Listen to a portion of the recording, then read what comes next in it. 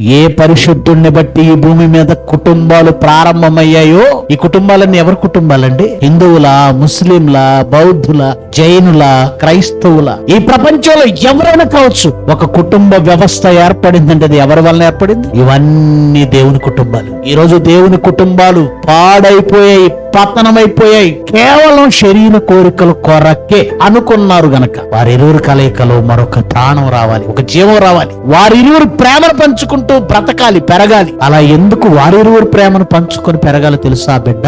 వీళ్ళిద్దరికి సంబంధం లేకుండా దేవుడు భూమి మీద మట్టి నుంచి తీలేడా? తీయగలడు. రాళ్ల నుంచి తీలేడా? పిల్లల్ని కయ్యున్న రాయి నుండి తీలేడా? మరి ఎందుకు అలా చేశాడు తెలుసా అండి? ఆయన పరలోకానికి వారసులు తయారు కావడానికే ఈ భూమి అనే ఒక పెద్ద కర్మాగారాన్ని సృష్టించాడు. ఇది ఒక పెద్ద కర్మాగారం. అందులో ఒక ప్రొడక్షన్, పరలోకం కోసం ప్రొడక్షన్ జరుగుతుంది. ఆ ప్రొడక్షన్ లో పరలోక వారసులు తయారవ్వాలి. మీ గర్భవాసం నుంచి బిడ్డలు పుట్టేలా చేస్తాను. వారిని నా కొరకు పెంచాలి అంటే ఒక స్త్రీని ఒక పురుషుని కలిపిన కారణం కేవలం కోరికలు కాదు, మరో బాధ్యత ఉంది. మరొక బిడ్డను నువ్వు పెంచాలి.